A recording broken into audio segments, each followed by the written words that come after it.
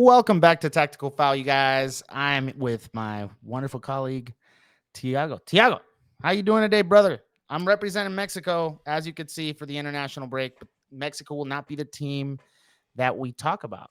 I got Brazil in the background, but I got my Spurs Right. hoodie on You got your Spurs. because we're talking about English football. Yes. Because obviously we watched Thomas Tuchel's first game managing England against Albania last night, so that you guys know when this was recorded. But also because the storyline with Thomas Tuchel in England is a very, very unique one, only mirrored by the one that the U.S. is doing with Mauricio Pochettino. But we know that at least the current plan, and the FA is operating under this plan, that Thomas Tuchel's time as the manager of England is limited. We know that. It's a 2-year contract. It ends after the World Cup, and they're already, the English FA are lining up candidates to be the next England manager post Thomas Tuchel, regardless of what happened in the World Cup and if he wants to stay, if they win it or whatnot. But the reason I want to have this conversation with you today and with the viewers and everybody out there is because we know it's such a short time, and arguably this is one of England's golden generations. They have found this perfect middle ground when you look at the players that are available for England, where the veterans aren't so old that they're being pushed out of the league, and the young superstars aren't so young that they don't have experience. They're in this perfect middle ground. And the Thomas Tuchel appointment for manager of England is exactly the type of move that a nation, a federation would make when they want to go all in. And that's why I think this conversation about England is so interesting. And so let's just dive right in. And I think the first thing I wanted to talk about is, what do you make, because we never really talked about it in depth, what do you make about this plan by England saying, here's a Premier League manager. Here's a manager who's won the top flight of English football. Here's a manager who's won the Champions League. He's willing to take the job. We're going to go get him. We're going to bring him in. He's the manager of England, versus trying to get someone who's there to build a program over the long term. How do you feel about Thomas Tuchel as the manager for England? I think I've spoke to you in the past. I'm not crazy about Thomas Tuchel, but I do feel like it's very positive for this team to bring in a new manager that isn't English, to try something new, to bring something different into the team. And I do feel like Thomas Tuchel is a good choice for that. And I think that though he though I have my feelings about him, I do feel like he's going to bring a lot of different, what's the word I'm looking for? Like a dynamic approach to this team, where it's more direct, and it comes in with more confidence, and not just trying to hold the ball like Southgate was doing. And I think that that's very interesting. What I saw in Albania, I did feel like they were playing more direct. I did feel that I was a little bit taken aback by how their line wasn't high. I was hoping they would play with a high line, since he's a German, but they were kind of just sticking to what they know as far as, the football that they've been playing. I feel like it was very similar to Southgate's, but at the same time, I did feel like it was more direct. I didn't like the fact that they sat back a little bit in defense. I feel like I was hoping this England side, though they did have the ball and they did great, they controlled the game the way they were supposed to, I wanted them to be a little more aggressive in the pressing, because I know that that's what Tuchel normally does, is very aggressive in the pressing. And he plays very centrally. He's a very central, and you saw that in this game, I think. I see. I didn't want to get into the tactics of it so soon, but since we're there, right? I don't know. I think that one of the things that Tuchel said that when he became the manager is that one of the things that he's going to strive for with his English team is to make it feel like club football as much as possible. And I did misspeak. He never won the Premier League, Thomas Tuchel. He won the Champions League with Chelsea. I was thinking about when he won the league with Bayern Munich and with PSG when he was the manager of them. That's on me. And I think that that's one thing that I think he learned very quickly, that that's not a thing that you can really do. I think one of the things that I don't think you can play a high line and play the tactics that are needed at a national team level to play a high line, to play all that aggressive, because you just don't have the time with the players. Like, how long was it that he had these players before they had to go play Albania? 2 days? 3 days?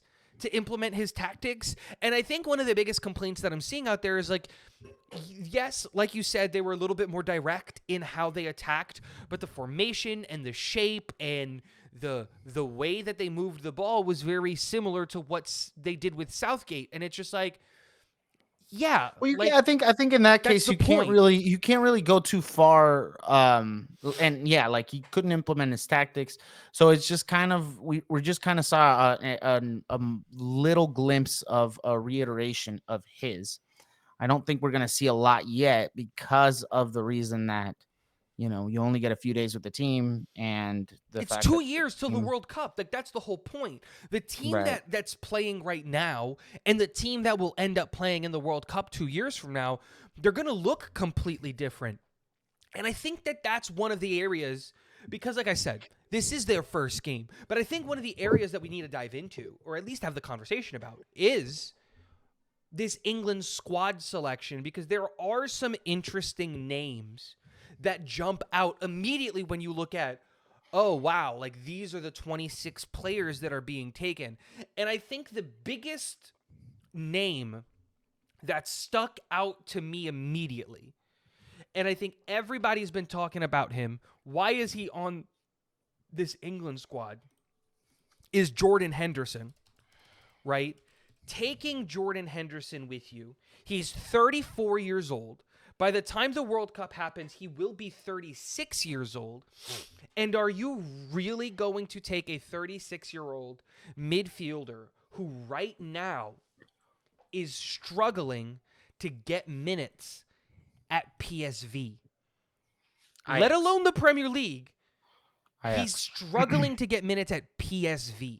Is that really what you're going to do? I Ajax, think you you're right, mean you're right. Ajax. I'm sorry, Yeah. you're right. At Ajax.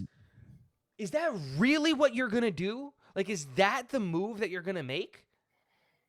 What do you feel about Jordan Henderson being on this team? I think it fit what he wanted, what it looks like he wanted to do, because he was playing with a double pivot, and I feel like Jordan Henderson was good for that. However, I mean, this is a qualifying game, so I think that he was just trying to get a win. It's an important game. It wasn't just a friendly. And though it was against Albania, Albania isn't the greatest team, but they, these small teams are very tricky in these kind of games. So I think that I don't know if he's looking at Jordan Henderson in the long term just yet, but I think that he wanted to fill in that double pivot gap, and he wanted to have somebody sub in that was reliable. And though Jordan Henderson is older, he's not getting minutes. He was before. I don't know if he was a captain, but he was a captain for England. I think he has a lot of good leadership qualities that you could just kind of put into the team.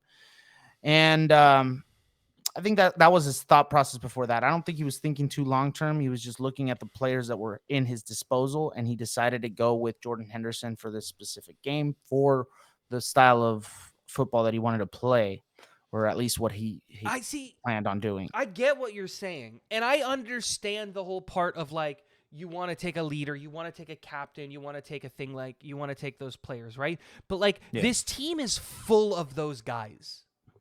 I mean, this really though? I mean, who Harry Kane has been the captain of England for how long? Was the captain for Spurs for how long? Kyle Walker has been on a championship-winning side. But for a team like this, you want a leader in each place. Like Kane is leading that attacking line. Jude Bellingham is more of, in my opinion, Jude Bellingham is going to bring you more of a leadership quality than Henderson is, because like, young. What can Henderson, like, legitimately speaking here, what can Henderson go up to Bellingham and say? I'm like, Bellingham has completed football. He's 21 years old. He's won La Liga. He's won the Champions League. Dude, what are you like?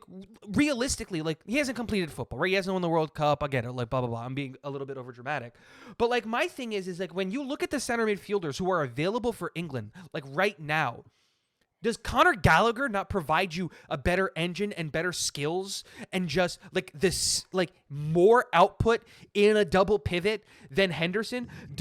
Does Joe Wilcock not provide you with a better engine and better technical ability in that middle of the park? Like, does Harvey Elliott, like even though he's only 21, does he not provide you a like that? To me is like the conversation that I look at and I go like, we're really bringing in a 34-year-old to this England team into this midfield. And I get all of those leadership things.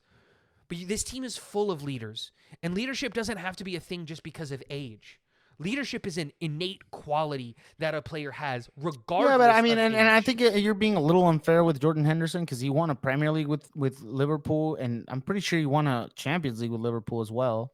Yeah, I feel like you're yeah. being a little harsh with him. Yeah, but like I think he's 5 still years I ago. think he's still a great player, and I do think that he. But dude, if you can't make an Ajax squad, he can't find minutes at Ajax. In what world is a player who's not good enough to get minutes at Ajax regularly? Is he a player I don't that's know where. I don't know where. The last. Okay, I don't know how many minutes he's had for Ajax, but I know he started in their very last match. He was a starter. He's their captain, actually. So I'm not sure where you're getting that he's not getting any minutes. I know he's struggling a bit at Ajax to find form because Ajax themselves have been struggling a little bit with form. But I think it's it's a tough one for sure. I mean, he's in a smaller team, but I just feel like he fits and just because and a big reason why I think this is because he played for Klopp and again another German manager and I think that that's kind of what Tuchel likes is the position that he plays there. I think it was more where I'm getting at more is that it was more of a tactical decision rather than let me bring this guy because he's going to be in the World Cup kind of But my decision. thing is like that's the whole point. I get what you're saying, but my whole point is there was no risk that you weren't going. Like there is more value because if you're not going to bring him to the World Cup, don't bring him. Don't bring him. He's not going to take up a spot on the squad. And let's just say that his spot is there just to be held in place for a guy like Kobe Mainu. Let's just say that's the case. Because I think that's really is what the case. Kobe Mainu couldn't go because he's injured. Totally makes a ton of sense. Take Conor Gallagher. That makes way more sense. Conor Gallagher is 25. He'll be 27 at the World Cup. He's playing for a top side in Europe, in Atletico de Madrid. Take Harvey Elliott. He's about to win the Premier League with Liverpool. He's 21. He'll be 23 when the World Cup happens. There's no chance you take a 36-year-old. You're not taking him. So don't bring him to your first ever squad. Okay, he won the Premier League. Like, so did Kyle Walker a ton more times. So he won the champion. So did Kyle Walker, like a ton more times. There are other players on that team that provide you with leadership in every single one of those positions over bringing in Jordan Henderson. Like, it doesn't make sense to me that he's there. We'll have to see. Obviously, this is his first international break. But if he maintains and keeps bringing Jordan Henderson, I'm going to start having a lot of questions about Thomas Tuchel and his roster management because you only get 26 players. You only get 26. And I know for a fact that even if he's the 26th player taken, there are better players to take at that 26th spot who would provide a higher value, in my opinion. Now, when you look at the England squad, what players stand out to you? Anthony Gordon, Declan Rice, obviously Jude Bellingham, Kane. But those are But guys not that that we they all know stand are out. going to go, right? Okay, Lewis Skelly, I Yep. think, is someone that stood out, and I think he played a really good game. To me, I get what he's doing with Lewis Skelly. What I'm a little concerned about is Walker. Yeah. Uh, But you have to because remember, Walker, it seemed like Walker was kind of sitting back a little bit more, and he had Lewis Skelly make those runs that yeah, Walker normally makes. But I think it's a big reason for that is Walker is much older and he he's can't clearly walk up lost and his down step. the field. He can't run up and down the field like he used to. And again, Walker's also 34 years old, right? Do you think you shouldn't bring him either? So here's the thing: there's a difference here because Lewis Skelly and Walker weren't supposed to go. Trent got Mhm. hurt. Remember, Trent is Yeah. supposed to be there instead of Kyle Walker. Right. That's who's supposed to be there. I believe. Correct me if I'm wrong. I believe that they were going to take I think it was is it Ben Chilwell? I think Chilwell was supposed to go instead of Lewis Skelly. Chilwell? I think it was Chilwell, and I think he's hurt. I don't remember because Lewis Skelly was a last minute call up because a left back got hurt. I think it was Lewis Skelly. I can be wrong here. Then No, not Lewis Skelly. he's also trying to have conversations with Ben White as well to come back. I'm not sure Absolutely. why And Ben I don't White think still Ben White doesn't comes want to. back personally. I No, think that I don't believe especially so at that either. right back spot, you've got more than enough good players. Trent Alexander-Arnold, the best right back in the world. Reece James provides you flexibility to play at right back, and he can come in and play as one of the outside center backs in a back three if that's the way that he goes.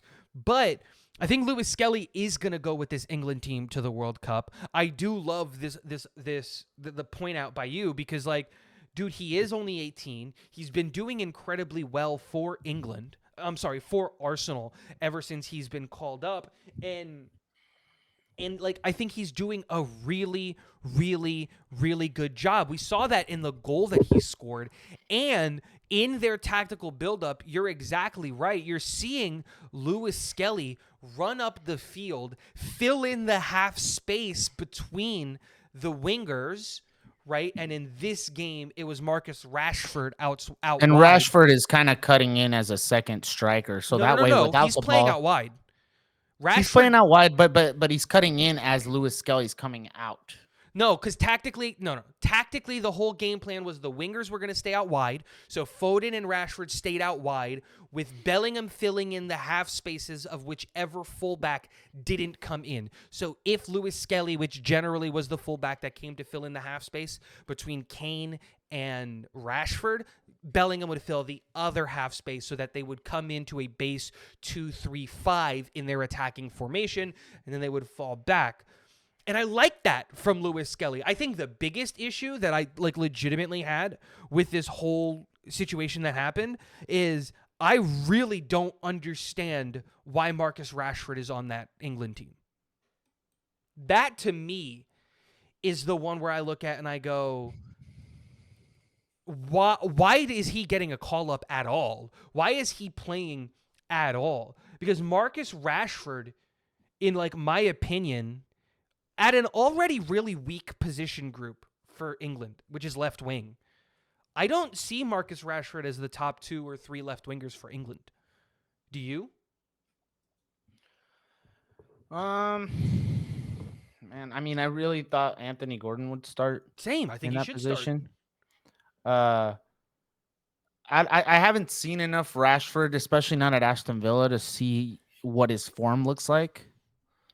So I'm not sure whether he should have started over Anthony Gordon. I know Anthony Gordon right now. I mean, he's been playing exceptional for Newcastle, and Exceptional. that's who I would have started. Same. But I don't know where. And then you also had Cole Palmer hurt. But Cole Palmer's not a So left winger. yeah, but and that's another. I was looking at Foden because I'm like Foden starts, and Foden hasn't had a great. Foden does. I think this is another one of those situations where it's just like Foden is starting because Saka's hurt. Foden doesn't start Well, if England's fully healthy. and Cole Palmer's hurt as well. I think Cole I Palmer don't can think Cole play that Palmer right starts wing if he's even if he's healthy. if Saka's healthy. Yes, if Saka's healthy, I don't think Cole Palmer or Phil Foden see the field for England. I don't think either one of them is good enough to see the field, especially not in their current form. I don't think bringing Rashford was bad. I think starting him was bad, not bringing him. I think Anthony Gordon should have definitely started there, but I think Rashford played a rather average game, so I thought he looked not bad bad. for him. I thought I both of think the he looked. wingers looked I think. bad. I thought I both think. Yeah. Rashford and Foden looked really bad. And I think that this is going to be the crux of England's, like, how well they do at the World Cup is how well can they keep their wingers healthy, because, like, ultimately there's not a lot of options that England have at the wing. Like, if we're just going to be objective about this, because if Anthony Gordon and Bukayo Saka can't play, there's not a lot of depth behind that. There's not a lot of opportunity. Like, I like Nwaneri, right? Like, a lot, but is he going to be ready to play there? I really like Jared Bowen, and I think they should take him to the World Cup, but, like, he's not starting caliber. Like, that's my, like who's this is, I think, going to be the crux of what's going to dictate England's World Cup, is can they keep the wingers healthy? Because if they can, I think that they're so deep, England is, at every other position. Because if Bellingham goes down, Cole Palmer comes in. If Cole Palmer goes down, Phil Foden comes in. Like, they've got to, if all three of those guys can't play, Eze comes in. Like, they've got Morgan Rogers. Like, they've got so many 10s and so many players that can play the 6s and center backs and fullbacks. They're fine there, but they don't have options on the wings at all. They've got two, and their names are Anthony Gordon and Bukayo Saka. And, like, I think you said it earlier, and I think it's a perfect example of it. I do feel like Rashford, if he can get it together at Aston Villa, will go to this England squad. Yeah, but he's personally. not staying at Aston Villa long. Yeah, I mean, I'm not saying Like, just where's he Aston gonna be Villa. next Who year? knows? But who knows? Who knows where he's going to be next year, right? But I still think that he's a player that has a lot of potential, and I hope that something happens to him, whether he stays at United, whether he goes, or whether he goes somewhere else, that he's going to find his form again. He's in his prime. He's young. He's a great player. Um, I think that if he can get it together, he'll make the World Cup with his team. I don't know whether he'll be a starter over Anthony Gordon. No, I don't think so. Right. That's another question for another podcast. But I think that he's a player that has potential and will make the World Cup with his team. The last player I want to talk about, because I think it's like, I think it matters, and I think it's just like a cool story, is obviously Dan Burn gets the call up to England, first time at the age of 32, after winning, a cup with Newcastle, goes in to an England squad, gets his first call up. Do you think that this is real? That, like, this is he's actually going to be a part of that, the England team, part of the 26 that goes? Or is this No. more of a John Stones is hurt? Like, I think it's more of that. John Stones is hurt. Harry Maguire's hurt. There wasn't a lot of good players out there, and Byrne has been doing well, but he's 32. If he does somehow make the World Cup, he's not going to be a starting center back. I agree. I don't think he's going to come back. I think they gave him a good chance because a lot of center backs are hurt at the moment, which makes sense and I think is the right call. But no, I don't think that surprise makes the World Cup. Now, if we talk about Konza, that's a whole different story, right? Because I feel like he's going. Konza is going to the World Yeah, Cup, and 27. I think he's a great player I think he's one of the best players that Villa's got right now. for sure. Honestly, Konsa's like playing at an exceptionally high level, playing Champions League ball, all of those things. I do disagree on the Dan Burn thing, though. I get what you're saying, but I think that Dan Burn is your 26th player. I think he provides you value. I think that he should go. Not as one of your starting defensemen, not even your first center defenseman off of the bench. That's not what I'm saying. But I do think that you get to take 22 starting 11s. You get to take 22 players that provide you 2 starting 11s. That means that you get 4 center backs on a team of 22. And I'm not saying that he should be one of those 4 center backs. But after those 22, you get 4 players that you get to take that impact your team in a positive way, that provide you something that you're not getting from everybody else. And here is why I think that Dan Burn should go. And the value that I think that he provides. Are you ready? He's 6'7". Yeah. Dude, Yeah. I'm saying at the end of a game, if you need a goal and there are 10, 11 minutes left and you're sending your center backs into the box to go and get headers, there's not a better guy than Dan Burn, in my opinion. He has, I think he has the most aerial duels won in the Premier League this year. We saw the goal that he scored to help Newcastle lift up the trophy. Almost scored yesterday with a header. You know what I mean? Like, I think he provides value. Now, I'm not saying that, like, this is me pounding the table, Dan Burn's got to go. I'm just saying, like, this idea that I've seen this a lot out there where it's just like this idea that Dan Burn doesn't provide any value, that there isn't a reason to take a guy like a Dan Burn. And I think that's where I have a little bit of an issue with it, because it's just like, no, there is. There very clearly is. He's a giant, and that matters. Yeah, I agree. One thing I will question about this England side, and I want you to give me your thoughts on it before we wrap up. The goalkeeper situation. What do you think about that? Do you think Pickford should be the starting goalkeeper? And if not, who do you think should be?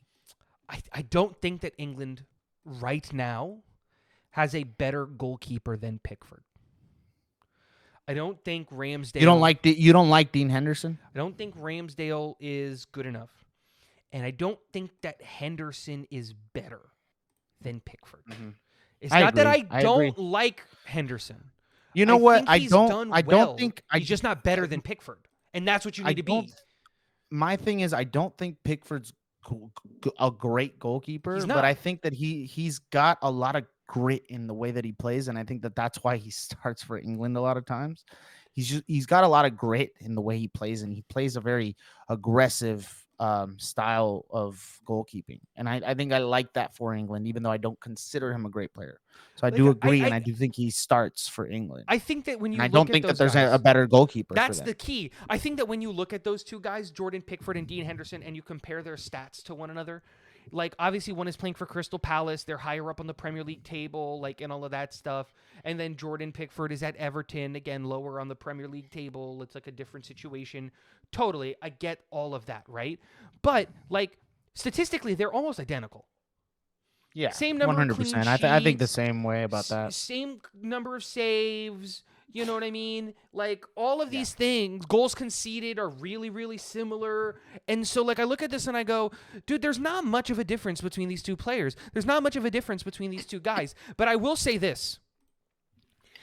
2 years from now, we're going to have a conversation about James Trafford. We're going to have a conversation about James Trafford. Because James Trafford and what he's currently doing at Burnley is phenomenal. And there is a real conversation. Burnley is going to get promoted this year. And if they can stay in the Premier League, if they can avoid relegation in their first year, and Trafford can show that what he's doing isn't just saving, like being a good goalkeeper in the Championship, but actually I'm a Premier League goalkeeper, I think that'll matter. Because, again, I don't know how much you've been following it and all of those things, but, like, Burnley have conceded 11 goals this year. 11. Wow. That's impressive. And it's not because the defense in front of him. Do they still have the same coach? No, because Company was their old coach, remember? And then Company left to go to... Yeah. So, like, but... Who's their current coach right now? At Burnley, give me 2 seconds. But, like, Scott Parker. But again, when you look at Burnley and you look at what they're doing, defensively, they're not great. Like, that's not what it is. It's not like they've got this great defense in front of him. No. a lot of what is being done, a lot of the success that Burnley is seeing this year is off the backs of James Trafford. And this is not me saying that in 2 years' time, James Trafford should be the starting goalkeeper for England. No, that's not what I'm saying. I think that if you were to put a gun to my head and say, what is your 26? I'm taking 2 goalkeepers. I'm taking Jordan Pickford and Dean Henderson. Like, those are the 2 that I'm taking. And if I'm taking a third goalkeeper, I'm taking Aaron Ramsdale.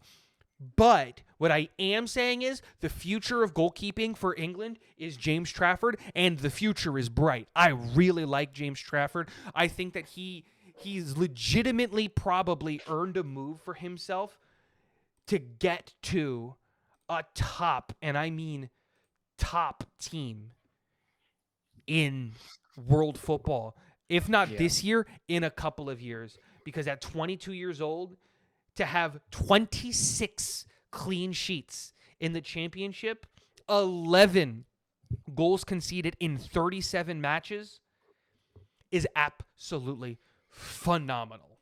So keep an eye out on James Trafford. Guys, there's a lot of things between now and the World Cup in 2 years, and this first England squad might not look the same as the England squad in the World Cup. So let us know in the comment section below, what do you think the the English World Cup squad is going to look like? What players from this 26 that Tuchel called up for his first time aren't going to be on the team in the World Cup? Let us know all of that and more in the comment section below. Hey, and while you're down there, don't forget to hit the like button if you really like the content. Hit the subscribe button and the notification bell to be notified for all of the tactical foul content that comes your way. Follow us on Instagram, TikTok, and all of the other things. That's all in the description below. My name is Tigo. That is my good friend Kevin. We are the Tactical Foul Podcast, and get on out of here. Thank you. Go enjoy the rest of your day.